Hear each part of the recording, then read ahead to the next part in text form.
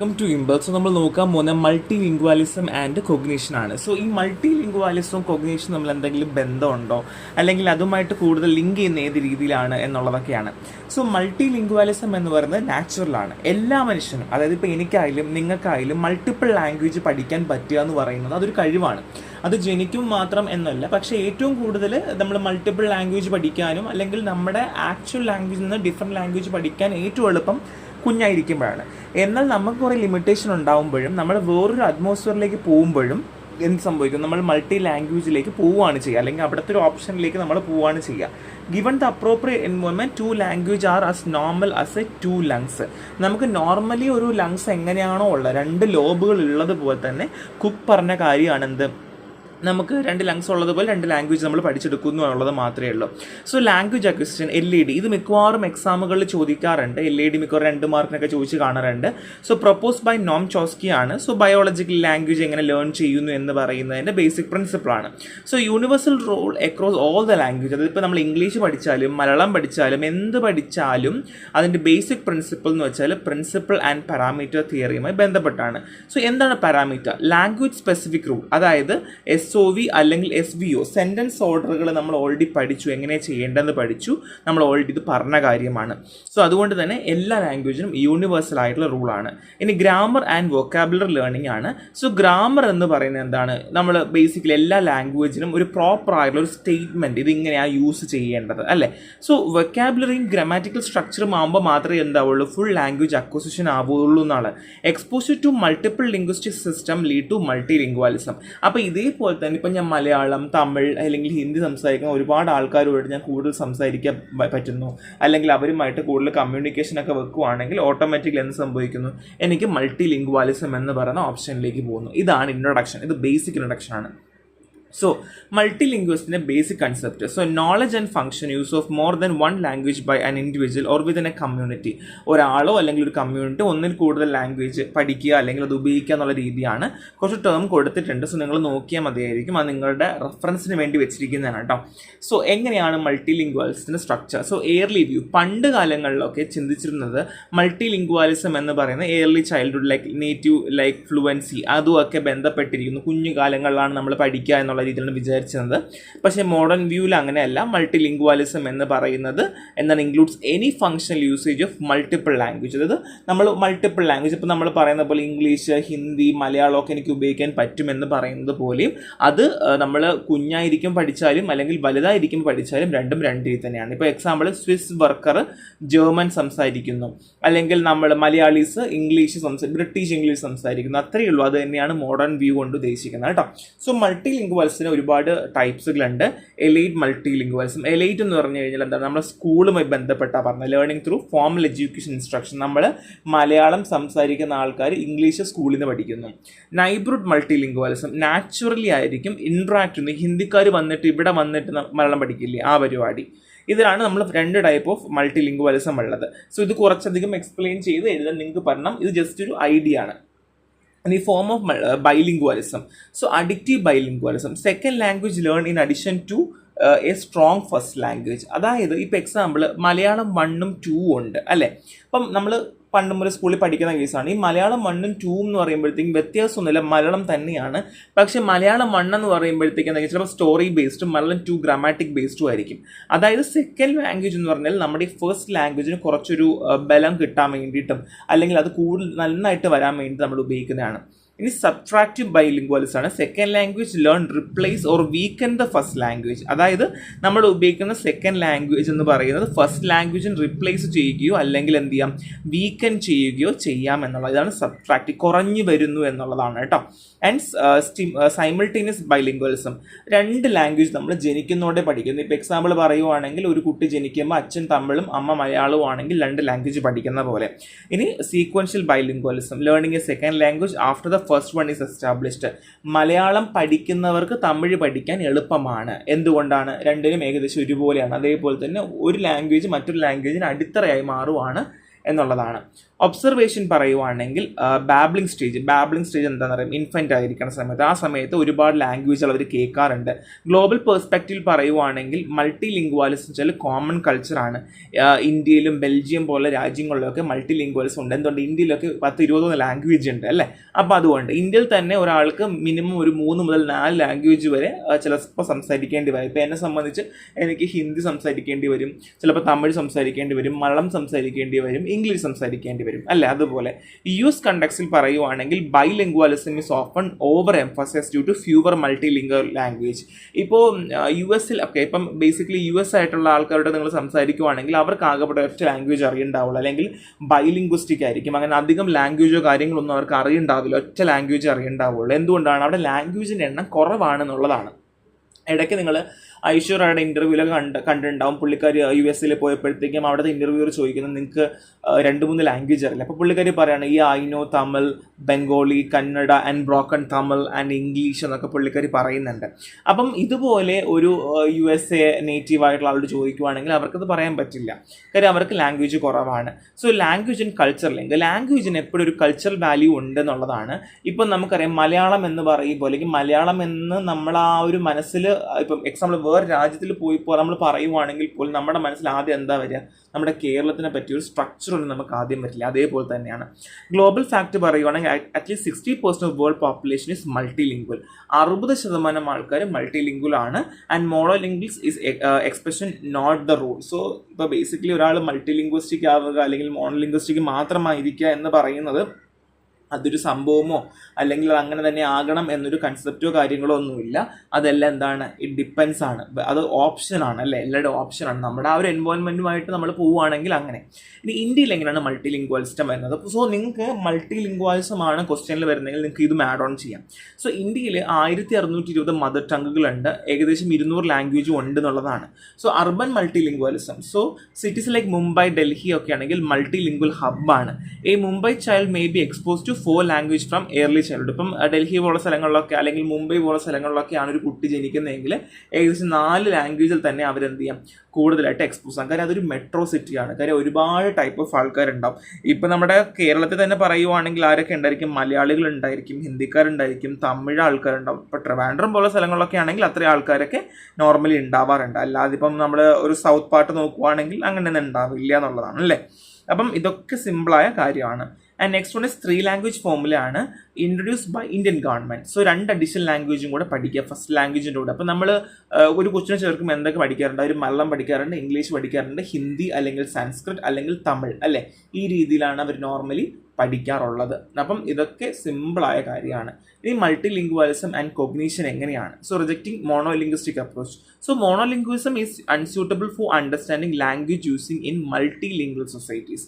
So നമ്മൾ ഇപ്പോൾ ഒരാൾക്ക് ഒരു ലാംഗ്വേജ് അറിയുന്ന ഒരാളും അല്ലെങ്കിൽ 2 ലാംഗ്വേജ് അറിയുന്ന ആൾക്കും തമ്മിൽ ഒരുപാട് വ്യത്യാസമുണ്ട്. അതെങ്ങനെയാണ് വ്യത്യാസം വരുന്നത്? ലൈക്ക് ഞാനിപ്പോൾ ബേസിക് ആയിട്ട് ഉദ്ദേശിച്ച് പറയുവാണെന്നുണ്ടെങ്കിൽ, ഇപ്പം എന്നെ സംബന്ധിച്ച് എനിക്ക് ഒരൊറ്റ ലാംഗ്വേജ് അറിയുള്ളൂ, അല്ലെങ്കിൽ എൻ്റെ ലൈഫിൽ ഒറ്റ ലാംഗ്വേജ് ഉള്ളൂ. അപ്പോൾ എനിക്കൊരു വേറൊരു ലാംഗ്വേജ് പഠിക്കാൻ പറയുവാണെങ്കിൽ ഞാൻ പഠിക്കാൻ തയ്യാറാവും. ഞാൻ പറയും അത് പാടുന്നുണ്ട് പറ്റത്തില്ല എന്ന് പറയും. പക്ഷേ ഒരു മൾട്ടി ലാംഗ്വേജൽ സൊസൈറ്റി അല്ലെങ്കിൽ ഒന്നോ അല്ലെങ്കിൽ അതിൽ കൂടുതൽ ലാംഗ്വേജ് അറിയുന്ന ഞാനാണെന്നുണ്ടെങ്കിൽ എനിക്ക് വേറെ ലാംഗ്വേജ് പഠിക്കാനും അല്ലെങ്കിൽ അണ്ടർസ്റ്റാൻഡ് ചെയ്യാനും ഒരു മെൻ്റൽ അപ്രോച്ചും ഉണ്ടായിരിക്കും, എനിക്ക് താല്പര്യം ഉണ്ടായിരിക്കും എന്നുള്ളതാണ്. അപ്പോൾ മോണോലിംഗ്വിസം എന്ന് പറയുന്നത് എപ്പോഴും എന്താണ്, അൺസ്യൂട്ടബിൾ ആണ്. പുതിയ ലാംഗ്വേജ് പഠിക്കുക എന്നൊക്കെ പറയുന്നത് അൺസ്യൂട്ടബിൾ ആണ്. സോ ലാംഗ്വേജും യൂസേഴ്സ് തമ്മിൽ എന്തെങ്കിലും റിലേഷൻ ഉണ്ടോ? The first one is acquisition context ആണ്, family based. Parents speak different language. ഞാൻ ഓൾറെഡി പറഞ്ഞതുപോലെ അച്ഛൻ വേറെ സംസാരിക്കുക, അമ്മ വേറെ സംസാരിക്കുക, ഗ്രാൻഡ് പാരൻസ് വേറെ സംസാരിക്കുക. ആ സമയത്ത് കുട്ടികൾക്ക് മൾട്ടി ലിംഗ്വാലിസം വന്നേക്കാം. കമ്മ്യൂണിറ്റി ബേസ്ഡ്, ഇപ്പം നമ്മൾ ഒരു സ്ഥലത്ത് ജീവിക്കുന്നു, തൊട്ടപ്പുറത്ത് ഹിന്ദിക്കാരി ആൻറ്റി ഉണ്ട്, തമിഴ് ആൻറ്റി ഉണ്ടെന്നൊക്കെ പറയില്ല, അതേപോലെ തന്നെ. മൈഗ്രേഷൻ ബേസ്ഡ്, വേറെ രാജ്യത്തേക്ക് മാറുവാണ്. സ്കൂൾ ബേസ്ഡ്, സ്കൂളിൽ പോകുമ്പോൾ അവിടുത്തെ എഡ്യൂക്കേഷൻ്റെ ഭാഗമായിട്ട് വേറെ നമുക്ക് ലാംഗ്വേജ് വേണമെന്നുണ്ടെങ്കിൽ. പിന്നെ കോഗ്നേറ്റീവ് ബെനിഫിറ്റ്സ് മൾട്ടി ലിംഗ്വൽസിൽ എങ്ങനെയാണെന്ന് വെച്ചാൽ എങ്ങനെ ചിന്തിക്കുക, എങ്ങനെ കമ്മ്യൂണിക്കേറ്റ് ചെയ്യുക, ബ്രെയിൻ പ്രോസസ്സ് ചെയ്യുന്ന, ലാംഗ്വേജ് പ്രോസസ്സ് ചെയ്യുന്നതിനൊക്കെ ഈ ഒരു കോഗ്നേറ്റീവ് ബെനിഫിറ്റ്സുകൾ ഉണ്ടെന്നുള്ളതാണ്. സോ കോഡിംഗ് സ്വിച്ചിങ് ആണ്. സോ എന്താണ് കോഡിംഗ് സ്വിച്ചിങ് കൊണ്ട് ഉദ്ദേശിക്കുന്നത്? Switching between language within the same conversation sentence. ഇപ്പം ഞാൻ പറയുവാണ് we were gone there but we couldn't find him, കാരണം അവ അവിടെ ഉണ്ടായിരുന്നില്ല. ഇത്രയും ഞാൻ പറഞ്ഞു വെച്ചു. അപ്പോൾ നിങ്ങൾക്ക് എന്താ മനസ്സിലായത്? ഞാൻ അവിടെ പോയിരുന്നു, പക്ഷെ നമുക്ക് അവനെ കാണാൻ പറ്റില്ല കാരണം അവിടെ ഉണ്ടായിരുന്നില്ല. അപ്പം ഒരേ സമയം സ്വിച്ച് ചെയ്തു, ലാംഗ്വേജ് സ്വിച്ച് ചെയ്തു. പർപ്പസ് ഇത്രയേ ഉള്ളൂ, ക്ലാരിറ്റിയും എഫക്റ്റീവ്നെസ് ഒരു കമ്മ്യൂണിക്കേഷനിൽ കൂട്ടാൻ വേണ്ടിയിട്ടാണ്.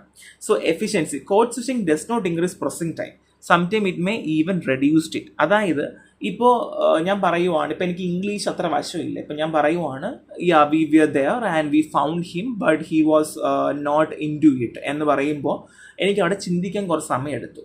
ചില സമയം ചിന്തിക്കാൻ പറ്റാത്തൊരവസ്ഥയിൽ ഫ്ലോയിൽ പറയും. പക്ഷേ ഞാൻ അവിടെ പോയ സമയത്ത് അവൻ അതിന് വേണ്ടിയിട്ട് താല്പര്യപ്പെടുന്നുണ്ടായിരുന്നില്ല, but he was into it എന്ന് ഞാൻ പറയുമ്പോൾ എനിക്കവിടെ പ്രസൻറ്റ് ടൈം കുറയുവാണ് അല്ലേ. സോ അതുകൊണ്ട് തന്നെ നമുക്ക് ആ ഒരു പറയുന്ന ഇവൻറ്റുകൾ കുറഞ്ഞു കിട്ടും എന്നുള്ളതേ ഉള്ളൂ. പക്ഷെ എന്ത് ചെയ്യില്ല, കോഡ് സ്വിച്ച് ചെയ്താൽ എന്ത് ചെയ്യില്ല, പ്രോസസ്സിങ് ടൈം എന്ത് ചെയ്യില്ല, കൂടില്ല എന്നുള്ള, does not increase processing time. നമുക്ക് ആ ഒരു പ്രോസസ്സിങ് ടൈം കൂടില്ല എന്നുള്ള, ബ്രെയിൻ പ്രോസസ്സ് ചെയ്യുന്ന കാര്യങ്ങളോ അതൊന്നും കൂടുതൽ, അതുകൊണ്ട് എഫിഷ്യൻ്റ് ആയിരിക്കും. റിസർച്ച് സ്റ്റഡി പറയുന്നത് വെച്ചാൽ bilinguals were as fast as monolinguals in finding words in one language. അപ്പോൾ ബൈലിംഗ്വൽസ് മോണോലിംഗ്വൽസിനേക്കാൾ എന്താണ് കൂടുതൽ ഫാസ്റ്റാണ്. കാരണം വെച്ചാൽ ഇപ്പോൾ എനിക്ക് മലയാളം അറിയുള്ളൂ, എന്നെ ഇംഗ്ലീഷ് പഠിപ്പിക്കുമ്പോൾ ഞാൻ എന്താ ചെയ്യുക, അതിന് പകരമുള്ള വാക്കിയത്, ഇപ്പോൾ എക്സാമ്പിൾ ഞാൻ അവിടെ പോയിരുന്നു എന്ന് പറയുന്നതിന് എന്താണ് ആ ലാംഗ്വേജിൽ പറയുക എന്നുള്ളതിനെ പറ്റിയായിരിക്കും ഞാൻ ചിന്തിക്കുക അല്ലേ. അപ്പം മോണോലിംഗ്വിസ്റ്റിക് ആയിട്ടുള്ള ആൾക്കാർക്ക് അങ്ങനെയൊന്നുമില്ല, അവർക്ക് എന്താണോ പറയേണ്ടത് അവരതുപോലെ പറയും. ഇപ്പം മലയാളത്തിൽ പറയാൻ പറഞ്ഞാൽ നമ്മൾ മലയാളത്തിൽ എങ്ങനെ വേണമെങ്കിലും പറയും അല്ലേ. പക്ഷേ ഇംഗ്ലീഷിലോട്ട് കൺവേർട്ട് ചെയ്യാൻ പറയുമ്പോൾ നമ്മൾ ആലോചിക്കും, ഓക്കെ ഇതിന് പകരം ഏത് വാക്കാ വരിക, ഇതിന് പകരം ഏത് വാക്കാ വരിക, നമ്മൾ അങ്ങനെ ആലോചിക്കും അല്ലേ. അപ്പം അങ്ങനെയൊക്കെ ഉള്ള പ്രശ്നം ഉണ്ടെന്നുള്ളതാണ്. ഇത്രയേ ഉള്ളൂ കോഡ് സ്വിച്ചിങ് കൊണ്ട് ഉദ്ദേശിക്കുന്നത്. ഇനി മൾട്ടി ലിംഗ്വാലിസം തിങ്കിങ് എങ്ങനെയാണ്? സോ മൾട്ടി ലിംഗ്വാലിസം ഒരു തോട്ട് പ്രോസസ്സിലാണ് കടന്നു പോകുന്നത്, അല്ലെങ്കിൽ ഡിഫറൻ്റ്ലി നമ്മൾ ഡിഫറെൻറ്റ് ലാംഗ്വേജ് ഡിഫറെൻ്റ് ആയിട്ട് തിങ്ക് ചെയ്യേണ്ട ആവശ്യം വരും. സോ സ്റ്റഡീസ് എക്സ്പ്ലോർ ചെയ്യുന്ന സമയത്ത്, അല്ലെങ്കിൽ സ്റ്റഡീസിൽ നമ്മൾ പറയുമ്പോൾ കൂടുതലായിട്ട് പറയുന്നത് മോണോ ലിംഗ്വാലിസവും മൾട്ടി ലിംഗ്വാലിസവും നമ്മൾ രണ്ട് രീതിയിൽ ഡിഫറൻ്റ് ആണ്. സോ മോണോ ലിംഗ്വാലിസം ആണ്, അല്ലെങ്കിൽ ഒറ്റ ലാംഗ്വേജ് അറിയുള്ളൂണ്ടെങ്കിൽ വലിയ പ്രശ്നമില്ല, ഒരൊറ്റ കാര്യം മാത്രം ആലോചിക്കുക, മുമ്പോട്ട് പോവുക എന്നുള്ളതാണ്. പക്ഷേ മൾട്ടി ലിംഗ്വാലിസം അങ്ങനെയല്ല, ഒരേ സമയത്ത് തിങ്കിങ് പ്രോസസ് നടക്കണം, തോട്ട് പ്രോസസ് നടക്കണം, ആൻഡ് സിസ്റ്റം പ്രോസസ് നടക്കണം, എല്ലാ കാര്യങ്ങളും കോഗ്നിഷനും ഒക്കെ നമുക്ക് വർക്ക് ചെയ്യേണ്ട ആവശ്യമാണ്. സോ അതുകൊണ്ട് തന്നെ ഇൻകൺക്ലൂസീവ് ആണ് ചില കാര്യങ്ങളൊക്കെ. Research findings are inconclusive and sometime contradicted. നമുക്ക് അങ്ങനെ എന്ത് ചെയ്യാൻ പറ്റില്ല, അങ്ങനെ നമുക്ക് എല്ലാം അങ്ങനെ കൺക്ലൂഡ് ചെയ്യാൻ പറ്റില്ല, ഇത് ഇങ്ങനെയാണ് അല്ലെങ്കിൽ അങ്ങനെയാണെന്ന് കൺക്ലൂഡ് ചെയ്യാനായിട്ട് പറ്റില്ല എന്നുള്ളതാണ്. And difference may steam from participant diversity, research methodology, different language group and research bias. So അപ്പോൾ റിസർച്ചിൽ ഇപ്പോഴും നമുക്ക് അങ്ങനെ ഒരു കൺക്ലൂഷൻ ആയിട്ടൊന്നും പറയാൻ പറ്റിയിട്ടില്ല. കാര്യം എന്തുകൊണ്ടാണ്, ഡിഫറെൻറ്റ് മെത്തഡോളജിയും പാർട്ടിസിപ്പൻറ്റ് ഡൈവേഴ്സിറ്റിയൊക്കെ ഉള്ളതുകൊണ്ടാണ്. ഇനി എങ്ങനെയാണ് ബാലൻസ്ഡും unbalanced bilingualism? So balanced bilingualism equally fluence in both language. So ഞാൻ എല്ലാ രീതിയിലും ഇപ്പം പറയും, ഇംഗ്ലീഷ് ഞാൻ അഡ്വാൻസ്ഡ് ആണ്, മലയാളം അഡ്വാൻസ്ഡ് ആണ്, ദാറ്റ് ഈസ് ബാലൻസ്ഡ് ബൈലിംഗ്വലിസം ആണ്. അപ്പം പോസിറ്റീവ് കോഗ്നിറ്റീവ് എഫക്റ്റ് ആണ്. So middle class background generally show positive cognitive effect. So middle class ബാക്ക്ഗ്രൗണ്ടുകൾ എന്ത് ചെയ്യുക, ബാക്ക്ഗ്രൗണ്ട് ജനറലി എന്ത് ചെയ്യാം, നോർമലി പോസിറ്റീവ് കോഗ്നിറ്റീവ് എഫക്റ്റ് കാണിക്കാറുണ്ട് എന്നുള്ളതാണ്. ഇപ്പോൾ എക്സാമ്പിൾ പറയുവാണെങ്കിൽ അച്ഛനും അമ്മയും 2 ലാംഗ്വേജ് ആണ്, കുട്ടിക്ക് 2 ലാംഗ്വേജ് അടിപൊളിയായിട്ട് അറിയാമെങ്കിൽ അത് ബാലൻസ്ഡ് ബൈലിംഗ്വാലിസം. അൺബാലൻസ്ഡ് ആണെങ്കിൽ നെഗറ്റീവ് എഫക്റ്റ് ആയിരിക്കും കേട്ടോ. So addition VS subtractive bilingualism. എന്താണ് അഡിഷൻ സബ്സ്ട്രാക്ട് നിങ്ങൾക്ക് അറിയാം.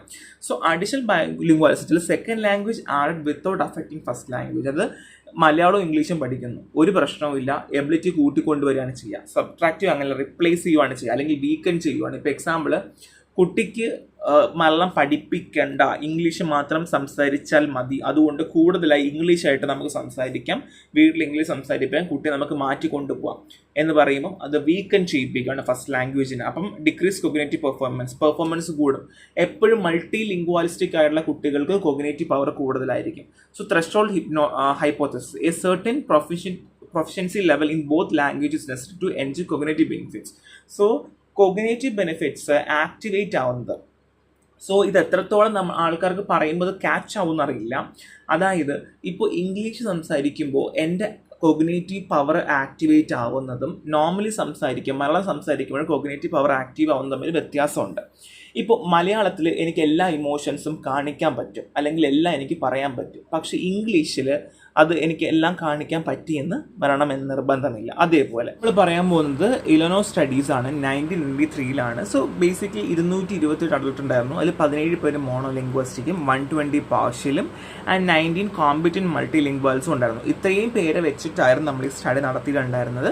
So basically language proficiency, learning style, learning mode, abstract reasoning, ഇങ്ങനെ അങ്ങനെയുള്ള ഡിഫറെൻറ്റ് വേർട്ടിക്കൽസ് ആയിരുന്നു അവർ വെച്ചിട്ടുണ്ടായിരുന്നത്. ഇതിലെങ്ങനെ നമുക്ക് സ്റ്റഡി ചെയ്യാം അല്ലെങ്കിൽ ഏത് രീതിയിൽ നമുക്ക് ചെയ്യണം എന്ന രീതിയിലുള്ളൊരു സ്റ്റഡി ആയിരുന്നു. ആൻഡ് ഇവിടെയാണ് ബേസിക്കലി എങ്ങനെയാണ് ആ ഒരു അപ്രോച്ച് അല്ലെങ്കിൽ ആ ലാംഗ്വേജ് അപ്രോച്ച് എങ്ങനെയാകണം എന്നുള്ള രീതിയിലൊക്കെ ഫർദർ ഡിസ്കഷൻ നടന്നു കേട്ടോ. സോ ഫൈൻഡിങ്സ് പറയുവാണെങ്കിൽ competent multilinguals have higher analogy solving score. ഞാൻ നേരത്തെ പറഞ്ഞതുപോലെ ഈ നമുക്ക് അധികം ലാംഗ്വേജ് സംസാരിക്കാൻ സാധിക്കുന്ന അല്ലെങ്കിൽ കോമ്പറ്റൻറ്റ് മൾട്ടിലിംഗ്വൽസിന് അവരുടെ സോൾവിങ് സ്കോർ ഭയങ്കര കൂടുതലായിരുന്നു. Reflective observation was lower in competent multilinguals. കാരണം റിഫ്ലക്റ്റീവ് ഒബ്സർവേഷൻസ് കോമ്പറ്റൻറ്റ് മൾട്ടിലിംഗ്വൽസിൽ കുറവായിരുന്നു എന്നുള്ളതാണ്. So negative correlation win learning mode and analogy solving ability early second ലാംഗ്വേജിലാണ് ബിക്കം മോർ കോമ്പറ്റൻറ്റ്. സോ നമ്മൾ നേരത്തെ സെക്കൻഡ് ലാംഗ്വേജ് പഠിക്കുന്ന ആൾക്കാർ മോർ കോമ്പറ്റൻറ്റും ലേറ്റ് ലേണേഴ്സിന് ബെറ്റർ അനലോഗി സ്കോറും ഉണ്ടായിരുന്നു എന്നുള്ളതാണ് കേട്ടോ. ഈ ഫൈൻഡിങ്സ് അതുപോലെ തന്നെ പഠിക്കുക, because it's very important. May be ഈ ഒരു ടെസ്റ്റ് മാത്രമായിട്ട് എടുത്ത് ചോദിക്കാം, അല്ലെങ്കിൽ മൾട്ടി ലിംഗ്വൽസും ബൈലിംഗ്വൽസിന് ഡിഫറൻസ് ചോദിക്കുവാണെങ്കിൽ നിങ്ങൾക്ക് ഇത് എഴുതാം. ഈ എലോൺസ് സ്റ്റഡി ഉണ്ടായിരുന്നു, അതിൽ ഇങ്ങനെ കാര്യങ്ങളൊക്കെയാണ്. ഹൈ അനലോഗി സോൾവിങ് സ്കോർ ഉണ്ടായിരുന്നു എന്നുള്ളതാണ്. ആൻഡ് അത് മാത്രമല്ല റിഫ്ലക്റ്റീവ് ഒബ്സർവേഷൻ എന്ന് പറയുന്നത് ലോവർ ആയിരുന്നു എന്നുള്ളതാണ്. സോ അങ്ങനെയുള്ള കാര്യങ്ങളൊക്കെ നിങ്ങൾക്ക് എന്ത് ചെയ്യാൻ പറ്റും, എഴുതാനായിട്ട് പറ്റുമെന്നുള്ളതാണ് കേട്ടോ. ഇത് ബേസിക് ഒരു സിമ്പിൾ സ്റ്റഡിയാണ് എന്നുള്ളതാണ്, ജസ്റ്റ് മനസ്സിലാക്കിയാൽ മതി. സോ ഇത്രയേ ഉള്ളൂ ആ ഒരു സ്റ്റഡീനെ പറ്റി പറയുവാണെങ്കിൽ. അതർ ബെനിഫിറ്റ്സ് പറയുവാണെങ്കിൽ നിങ്ങൾക്ക് ഓൾറെഡി അറിയാമല്ലോ, നമ്മൾ അവെയർ ആവുകയാണ് ലാംഗ്വേജ് എങ്ങനെ ഹാൻഡിൽ ചെയ്യണം. ആൻഡ് നമ്മൾ മെറ്റാ ലിംഗ്വിസ്റ്റിക് സ്കിൽ എൻഹാൻസ് ആവുകയാണ്. പ്രോബ്ലം സോൾവിങ് കൊഗ്നേറ്റീവ് സ്കില്ല് നമുക്ക് കൂടും, പ്രോബ്ലം സോൾവിങ് എബിലിറ്റി കൂടും എന്നുള്ളതാണ്.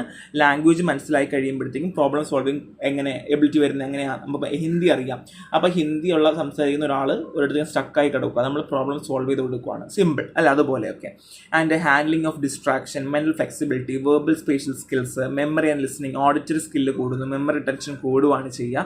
And conceptual development, creative, divergent thinking, analogical reason, ഇങ്ങനെയുള്ള ബേസിക് കാര്യങ്ങളും കൂടുമെന്നുള്ളതാണ് കേട്ടോ. അക്കാഡമിക് അഡ്വാൻറ്റേജും ഉണ്ട് കേട്ടോ. നമുക്ക് സബ്ജക്റ്റിൽ കോർ അക്കാഡമിക് സബ്ജക്റ്റിൽ നമുക്ക് കൂടുതൽ പെർഫോമൻസ് കാണിക്കാൻ പറ്റും. ആൻഡ് അതുമാത്രമല്ല കൂടുതൽ കുട്ടികൾ പ്രോബ്ലം സോൾവിങ്ങും മാത്തിലും ഒക്കെ കൂടുതലായിട്ട് അവർ പെർഫോം ചെയ്യാൻ തുടങ്ങി. മൾട്ടി ലിംഗ്വൽ ചൈൽഡൊക്കെ അങ്ങനെയുള്ള സ്റ്റഡീസ് ഒക്കെ ഉണ്ടായിരുന്നുള്ളതാണ്. ആൻഡ് ലാംഗ്വേജ് ഫ്ലെക്സിബിലിറ്റി, നമ്മൾ നേരത്തെ പറഞ്ഞ കോഡ് സ്വിച്ചിങ്ങും ട്രാൻസ്ലേഷനും ബോറോയിങ് ആൻഡ് മിക്സിങ്ങും നോർമൽ ഫിസിയോ ലിംഗ്വിസ്റ്റിക് ബിഹേവിയറും ഒക്കെ നമ്മൾ ഒരുപാട് കാണാൻ തുടങ്ങി എന്നുള്ളതാണ്. അങ്ങനെ ലാംഗ്വേജ് ഫ്ലെക്സിബിലിറ്റിയും ഉണ്ടെന്നുള്ളതാണ്.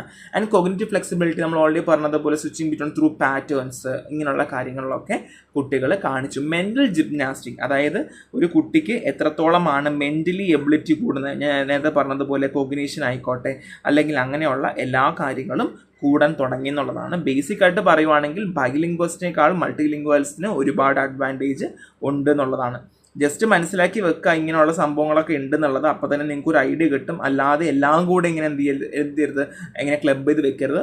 ആദ്യം പഠിക്കുമ്പോൾ എന്താണ് മൾട്ടി ലിംഗ്വലിസം, അതിൻ്റെ അഡ്വാൻറ്റേജ് എന്തൊക്കെയാണ്, ബൈലിംഗ്വൽസുമായിട്ട് എന്തൊക്കെ വ്യത്യാസമുണ്ട്, ഇങ്ങനെയുള്ള കാര്യങ്ങൾ ഓർഡറിൽ പഠിക്കുക എന്നാൽ മാത്രമേ നിങ്ങൾക്ക് അണ്ടർസ്റ്റാൻഡ് ചെയ്യാനായിട്ട് പറ്റുള്ളൂ.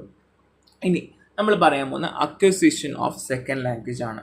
So diversity in language learning. So നമ്മൾ മൾട്ടി ലിംഗ്വാലിസവും സെക്കൻഡ് ലാംഗ്വേജ് തമ്മിൽ ഒരുപാട് വ്യത്യാസമുണ്ട്, നിങ്ങൾ അതാദ്യം മനസ്സിലാക്കാം.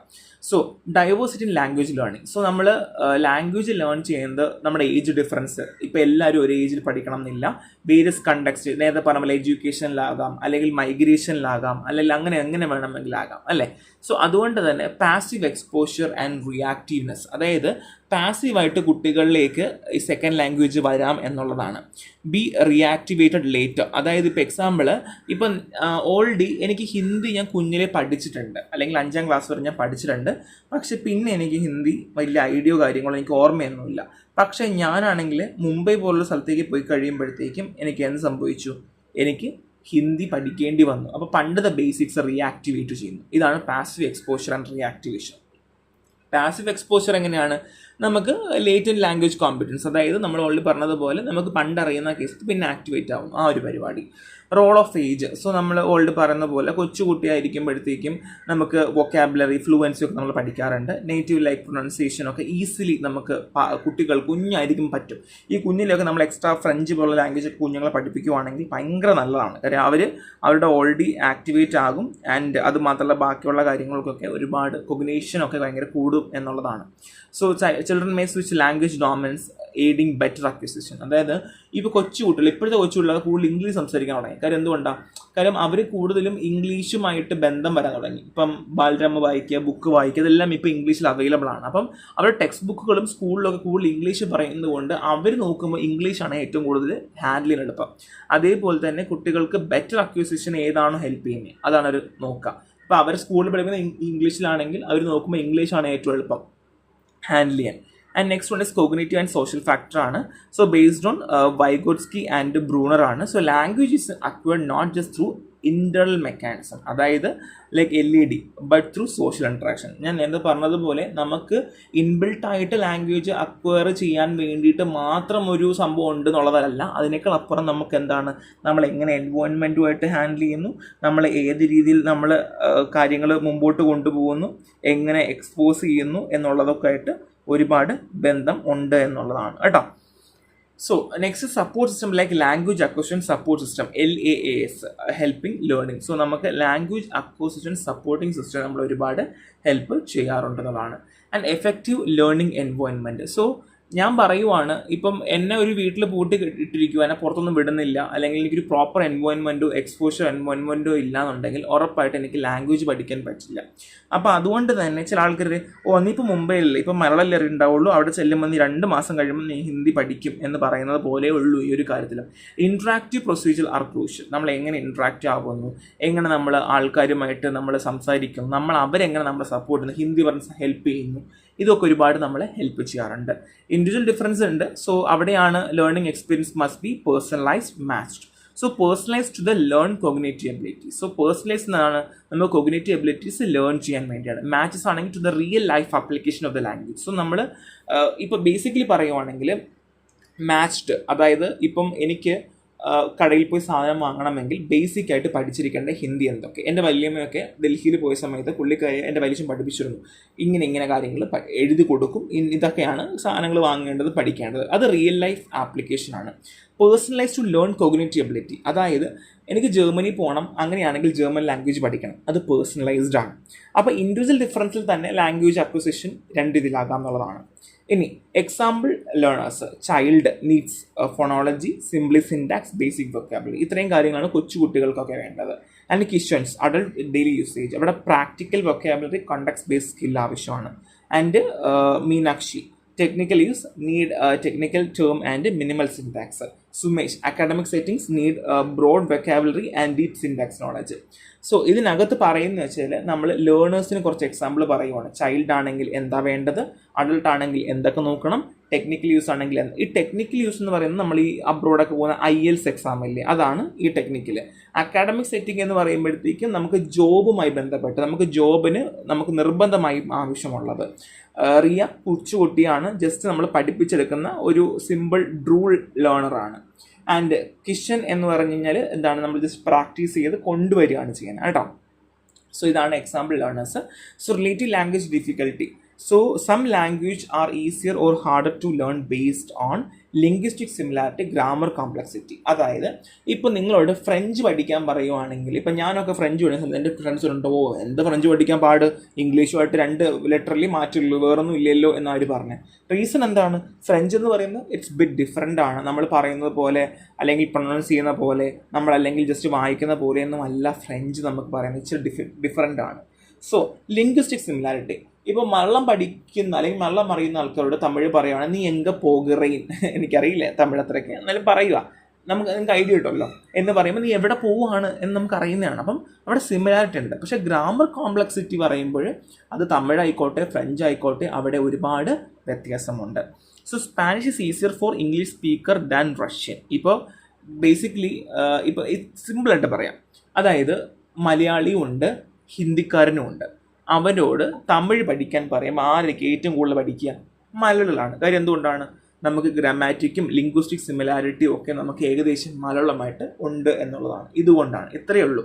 Next one is neural mechanism and multilinguals ആണ്. ഇത് മിക്കവാറും ചോദിക്കാനുള്ള ചാൻസ് ഭയങ്കര കൂടുതലാണ്, എപ്പോഴും കാണാറുണ്ട്. ന്യൂറോ സയൻസിൽ പ്രത്യേകിച്ച് ഫങ്ഷണൽ മാഗ്നറ്റിക് റെസൊണൻസ് ഇമേജിങ്ങിലൊക്കെ നമുക്ക് ലാംഗ്വേജ് എങ്ങനെ പ്രോസസ്സ് ചെയ്യുന്നു, ബ്രെയിൻ പ്രോസസ് ചെയ്യുന്നു നമുക്കറിയാം. സത്യം പറഞ്ഞാൽ സൈക്കോളജി എന്ന് പറയുമ്പോൾ ഒരു ആർട്സ് സബ്ജക്റ്റിനേക്കാൾ കൂടുതൽ പറയുവാണെങ്കിൽ സയൻസ് അപ്രോച്ചിൽ ഒരുപാട് ഡിഫറൻസ് പറയാനുണ്ട്. അതായത് സയൻറ്റിഫിക് അപ്രോച്ചിൽ പറയുവാണെങ്കിൽ നമുക്ക് ഒരുപാട് സ്റ്റഡീസുകൾ എക്സിസ്റ്റിംഗ് ആണ്, നമ്മൾ പഠിച്ചുകൊണ്ടേയിരിക്കുകയാണ്. So Key question being explored. Do multilingualism have one combined language system or separate system? അതായത് നമുക്ക് ഓൾറെഡി അറിയാം ഒരു ലാംഗ്വേജ് പഠിക്കുക എന്ന് പറയുമ്പോൾ ബേസിക് ആയിട്ട് നമ്മുടെ സിസ്റ്റം വൈസ് ആണ് നമ്മുടെ ബ്രെയിനിൽ സ്റ്റോർ ചെയ്യുന്നത്. അപ്പം മൾട്ടിലിംഗ്വൽസിന് ഒരൊറ്റ കമ്പൈൻഡ് സിസ്റ്റം ആണോ, ഒറ്റ ലാംഗ്വേജ് സിസ്റ്റം ആണോ, ഒരു സെപ്പറേറ്റ് സിസ്റ്റം ഉണ്ടോ? ബ്രെയിന് ബാലൻസ്ഡ് ആണോ ബൈലിംഗ്വൽസിന്, അല്ലെങ്കിൽ ഈക്വലി ഫ്ലുവൻ്റ് ആകണമെങ്കിൽ അൺബാലൻസ്ഡ് ബൈലിംഗ്വലിസം ആണോ, അല്ലെങ്കിൽ ബാലൻസ്ഡ് ബൈലിംഗ്വലിസം നമ്മൾ എന്തെങ്കിലും വ്യത്യാസം ഉണ്ടോ, അത് ആക്ടിവേറ്റ് ഇൻ സർട്ടൈൻ ആയിട്ടുള്ളൊരു പൊസിഷൻ ഉണ്ടോ, അല്ലെങ്കിൽ how does learning a second language with the brain classical language centre, അതായത് എങ്ങനെയാണ് സെക്കൻഡ് ലാംഗ്വേജ് നമ്മൾ പഠിക്കുമ്പോൾ നമ്മൾ ബ്രെയിനുമായിട്ട് നമ്മൾ മറ്റുള്ള ലാംഗ്വേജ് റിലേറ്റ് ചെയ്യുന്നത്, സെക്കൻഡ് ലാംഗ്വേജ് നമ്മൾ എങ്ങനെയാണ് ഇൻട്രാക്ട് ചെയ്യുന്നത് അല്ലെങ്കിൽ ഇൻറ്റഗ്രേറ്റ് ചെയ്യുന്നത്, ഇങ്ങനെയുള്ള കുറേ ക്വസ്റ്റ്യൻസ് ഒക്കെ ആയിരിക്കും നിങ്ങളുടെ മനസ്സിൽ ഇപ്പോൾ ഉണ്ടാവുക അല്ലേ. So finding still developing. അപ്പോൾ ഇങ്ങനെയുള്ള കാര്യങ്ങൾ നമ്മൾ ഇപ്പോഴും പഠിച്ചുകൊണ്ടിരിക്കുകയാണ്, നമുക്കറിയത്തില്ല. അതുകൊണ്ട് തന്നെ റിസർച്ചേഴ്സുകൾ അങ്ങനെ ക്ലിയർ കട്ടായിട്ട് ഒന്നും പറഞ്ഞില്ല. അതിന് 2 ലാംഗ്വേജ് സെപ്പറേറ്റ് സിസ്റ്റം ആണോ, ഒരു ലാംഗ്വേജ് മറ്റു ലാംഗ്വേജിനെ ഇൻഫ്ലുവൻസ് ചെയ്യുന്നുണ്ടോ, ബ്രെയിൻ എന്തെങ്കിലും സെപ്പറേറ്റ് സിസ്റ്റം ഉണ്ടോ, അല്ലെങ്കിൽ ബ്രെയിനിൻ്റെ നെറ്റ്വർക്ക് എങ്ങനെയാണ് ഫ്ലെക്സിബിൾ ആവുന്നുണ്ടോ, അല്ലെങ്കിൽ മൾട്ടിപ്പിൾ ലാംഗ്വേജ് കൊണ്ട് ബ്രെയിൻ എങ്ങനെ ഇൻറ്റഗ്രേറ്റ് ആവുന്നുണ്ടോ, ഇങ്ങനെയുള്ള ഒരുപാട് ചോദ്യങ്ങൾ നടക്കുന്നുണ്ട്. എന്നാൽ തന്നെ നമുക്ക് കുറച്ച് ഫൈൻഡിങ്സ് ഉണ്ട്.